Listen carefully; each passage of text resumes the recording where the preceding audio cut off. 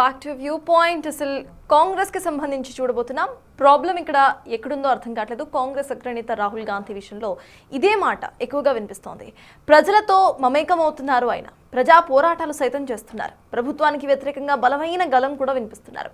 Vote చోరీ అని నినాదించారు. దీంతో రాహుల్ ఎక్కడున్నా సరే పబ్లిక్ కూడా ఫుల్గా వచ్చేస్తోంది.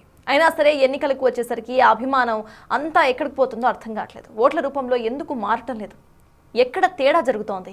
ఇదే సమయంలో కాంగ్రెస్ పార్టీ చీలిపోతుంది అంటూ ప్రధాని మోదీ కమెంట్ చేయడం కూడా హాట్ టాపిక్ గా మారింది. అసలు రాహుల్ ఏమన్నారో ఇప్పుడు చూద్దాం. I'd like to start by remembering Guru Nanak Ji today, apostle of truth, person who showed India the path. घोर निराशा, घोर नाराजगी अंदर ही अंदर पनप रही है और मुझे तो आशंका है, हो सकता है कि आगे कांग्रेस का एक और बड़ा विभाजन हो। और साथियों, कांग्रेस के जो सहयोगी दल हैं वो भी समझने लगे हैं कि कांग्रेस अपनी नेगेटिव पॉलिटिक्स में सबको एक साथ डुबो रही है।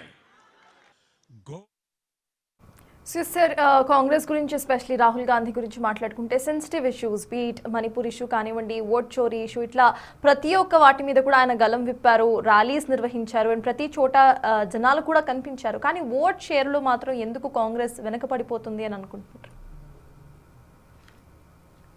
అంటే మీకు రాజకీయాల్లో నినాదాలతోని, క్యాంపెయిన్తోని, ప్రచారాలతోని పార్టీలు పెరగవు. గ్రౌండ్ లెవెల్లో పార్టీని వర్క్ చేయాలి. లీడర్షిప్ అనేది పైకి కనబడతారు, కానీ గ్రౌండ్ లెవెల్లో పార్టీ ఆర్గనైజేషన్ లేకుండా లీడర్ ఎంత ప్రయత్నం చేసినా నిలబడలేదు. ఇవాళ మోడీ ఇంత పాపులర్ కావటానికి బీజేపీ ఆర్గనైజేషన్ చాలా కీలక పాత్ర. సో కాంగ్రెస్ పార్టీకి వచ్చేవరకు ఏంటంటే చాలా రాష్ట్రాల్లో పార్టీ ఆర్గనైజేషన్ దెబ్బతిని కొన్ని దశాబ్దాలైంది. ఇప్పుడు మీకు తెలంగాణలో, ఇప్పుడు బీహార్లో అంత దెబ్బతిన్న సమయంలో కూడా జూబ్లీస్లో 25,000 మెజార్టీతో గెలవగలిగారు. మామూలు విషయం కాదు కదా.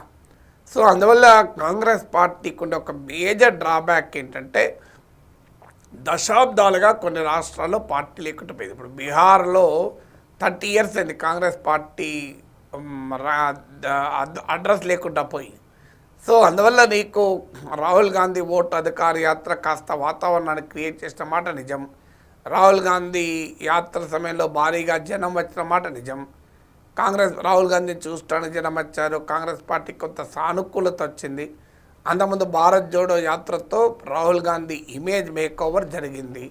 అందుకే మీకు 2024 అసెంబ్లీ లోక్సభ ఎలక్షన్లో సంవిధాన్ ఖత్రే మే హై అనేటువంటి నరేటివ్ కూడా బాగా ఎఫెక్టివ్గా పనిచేసింది. అందుకే కాంగ్రెస్ బలం 44 నుంచి 99 సీట్స్కి వచ్చింది. బీజేపీ బలం 303 నుంచి 240కి పడిపోయింది. కానీ ఎప్పుడు కూడా it is a good effort, కానీ ఆ క్రిటికల్ మాస్ అనేది రాలే. అంటే బీజేపీకి కాంగ్రెస్కు అరౌండ్ 21% ఓటింగ్ ఉంది. మీకు కాంగ్రెస్ పార్టీకి 22% ఓటింగ్ ఉంది అరౌండ్. మీకు దేశ రాజకీయాల్లో చూస్తే 37% బీజేపీకి ఉంది. అంటే ఈ 15% ఇది ఊజ్ గ్యాప్. అన్లెస్ ఒక 5% 6% బీజేపీ నుంచి లాక్కుంటే తప్ప కాంగ్రెస్ అంత ఈజీగా ప్రభావాన్ని చూపదు. సో ఇది మొదటిగా ఉన్న సార్ అది ఆ 5-6% ఓటింగ్ ఇంప్రూవ్ కావాలి అంటే క్షేత్రస్థాయిలో బలమైన ఆర్గనైజేషన్ ఉండాలి. ఇప్పుడు మోడీ ఇమేజ్ బీహార్లో ఉపయోగపడ్డది, కానీ మీకు ఇక్కడ ఉపయోగపడలేదు కదా. ఇది మొదటిది. రెండవది, బీజేపీకి ఉన్నటువంటి ఏంటంటే మిత్రపక్షాల వల్ల లాభం అవుతుంది. ఇప్పుడు ఆడ నితీష్ కుమార్ వల్ల, చిరాగ్ పాస్వాన్ వల్ల లాభమయ్యారు. కానీ కాంగ్రెస్ పార్టీకి ఏమవుతుందంటే మిత్రపక్షాలతో కెమిస్ట్రీ ఛాలెంజ్ అవుతుంది. ఇప్పుడు ఆర్జేడీ పెరిగితే కాంగ్రెస్ వీక్ అవుతుంది, కాంగ్రెస్ పెరిగితే ఆర్జేడీ వీక్ అవుతుంది అనే భయం రెండు పార్టీల్లోనూ ఉంది. Mutual distrust. ఇప్పుడు మీకు ఆ సమాజ్వాదీ పార్టీ కూడా అదే భయం, కాంగ్రెస్ పెరిగితే తమ బలం తగ్గుతుందని. సో అందువల్ల ఒకే స్పేస్ కొరకు రెండు మిత్రపక్షాలు. ఇప్పుడు మీకు బీహార్లో చూస్తే బీజేపీకేమో అప్పర్ కాస్ట్ ఆ ఓటర్స్ ప్రధానం. మీకు నితీష్ కుమార్ కొమ్మ మోస్ట్ బ్యాక్వర్డ్ కాస్ట్ ప్రధానం. సో రెండు కలిసాయి. మీకు కర్ణాటకలో చూస్తే బీజేపీ కొమ్మ లింగాయత్ ఓట్ బేసు, జేడిఎస్ కొమ్మ ఒక్కలిగా ఓట్ బేసు, రెండు కలిసాయి. సమస్యకి ఏమవుతుందంటే మీకు కాంగ్రెస్ పార్టీ మిత్రపక్షాలకు కూడా ఒకే ఓటు కొరకు కొట్లాడుతున్నాయి. అక్కడ సమస్య వస్తుంది. మీకు బీజేపీ కొమ్మో మిత్రపక్షాలు ఓవర్లాపింగ్ లేదు, బీజేపీకి యాడ్ అవుతున్నారు. ఇక్కడేమో కాంగ్రెస్ మిత్రపక్షాలు ఓవర్లాప్ అవుతున్నాయి.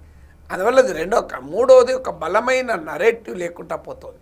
ఇప్పుడు రాఫెల్తో 2019 ఎన్నికలకు పోయారు.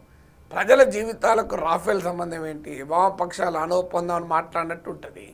రాఫెల్ కుంభకోణం సీరియస్ ఇష్యూ కాదని నేను అన్నను, కానీ కామన్ పీపుల్ దాన్ని తమ ఇష్యూగా భావిస్తున్నారా? ఇప్పుడు ఓట్ అధికార యాత్ర డెఫినెట్గా ఇష్యూ, ఎలక్టోరల్ ప్రాసెస్ ఇంటెగ్రిటీ డెఫినెట్గా ఇష్యూ, కానీ ఇది ఓట్ గెటింగ్ ఇష్యూ అనేది ఇంపార్టెంట్. అల్టిమేట్గా ఓట్లు తెచ్చే ఇష్యూనా అనేది కీలకమైన విషయం. సో బలమైన అన్ఎంప్లాయ్మెంటు, ఇన్ఫ్లేషను, వీటిపైన ఉద్యమాలు వదిలేసి ఓటు అధికార యాత్ర మొదలుపెట్టారు. ఇదే బీహార్లో కనుక లాలెస్నెస్ పైన, అన్ఎంప్లాయ్మెంట్ పైన, ధరల పైన బీహార్లో కాంగ్రెస్ పోరాడి ఉంటే బెటర్ రిజల్ట్ వచ్చేది. కానీ ఓటు అధికార యాత్ర మీద అంత ఫోకస్ పెట్టారు. నాలుగోది ఏంటంటే రాహుల్ గాంధీ యాక్టివిటీలో ఈ ఇంటర్వెల్స్ ఉంటాయి. మీకు మోడీ యాక్టివిటీలో ఇంటర్వెల్స్ ఉండవు. ఇప్పుడు మోడీ భూటాన్ నుంచి వచ్చి డైరెక్ట్గా హాస్పిటల్ వెళ్ళాడు, అమెరికా నుంచి వచ్చి డైరెక్ట్గా పార్టీ కార్యక్రమంలోకి వెళ్ళిపోతాడు. సో మీకు మోడీ యాక్టివిటీలో గ్యాప్ కనబడదు, కానీ రాహుల్ గాంధీ యాక్టివిటీలో సడన్ గ్యాప్ కనబడుతుంది. ఇప్పుడు బీహార్లో ఓటు అధికార యాత్ర బ్రహ్మాండంగా నడిపాడు రాహుల్ గాంధీ. సడన్గా అది అయిపోయినాక 40 రోజులు కథం గాయం. కొలంబియా అక్కడ లెక్చర్, ఇక్కడ lecture, foreign university lectures. So కొలంబియాలో లెక్చర్ ఇస్తే బీహార్లో గెలుస్తారా? నాకు అర్థం కాదు. బీహార్ ఎన్నికలు ఉన్న సమయంలో, మిత్రపక్షాల మధ్య చర్చలు జరుగుతున్న సమయంలో, బీహార్కు వ్యూహాలు రచించాల్సిన సమయంలో వెళ్ళి కొలంబియాలో స్పీచెస్ ఇస్తే అన్న రాహుల్ గాంధీ అన్న ప్రొఫెసర్ రాహుల్ గాంధీ స్పీచ్లు ఇవ్వడం కాదు కదా, మొదలు ఇక్కడ క్షేత్రస్థాయిలో ఫీల్డ్లో నిలబడాలి కదా. అందువల్ల కాన్స్పిక్యూస్ ఆప్షన్ సడన్గా అదృష్టమవుతాడు రాహుల్ గాంధీ. ఈ మధ్య తగ్గినా కూడా ఇప్పటికీ ఇదే ప్రాబ్లం. దానివల్ల ఏమవుతుంది, మీకు బీజేపీకి ఒక ఆయుధం అయిపోతుంది. రాహుల్ గాంధీ ఇంప్రూవ్ అయిన మాట నిజం. ఇప్పుడు India today 3 of the nation survey తీసుకుంటే ఎన్డీఏ పాపులారిటీ 10% పడిపోయింది లాస్ట్ 3 ఆఫ్ ద నేషన్ సర్వేలో. మోడీ పాపులారిటీ 4% పడిపోయింది. రాహుల్ గాంధీ రేటింగ్ 5% పెరిగింది.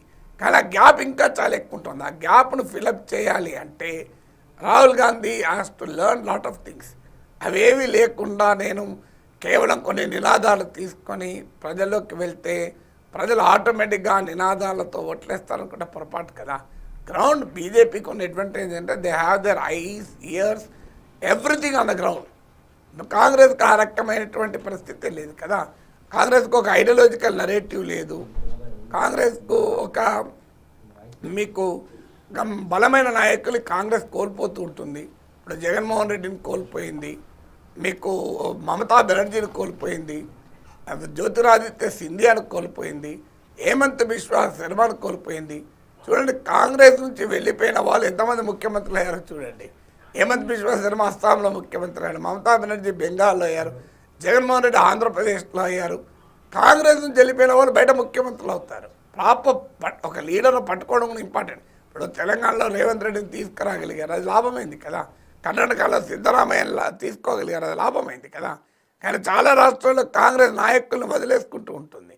సో ఇలాంటి అనేక ఫ్యాక్టర్స్ ఉన్నాయి రాహుల్ గాంధీ ఇంపాక్ట్, కాంగ్రెస్ ఇంపాక్ట్ చూపెట్టకపోవటానికి.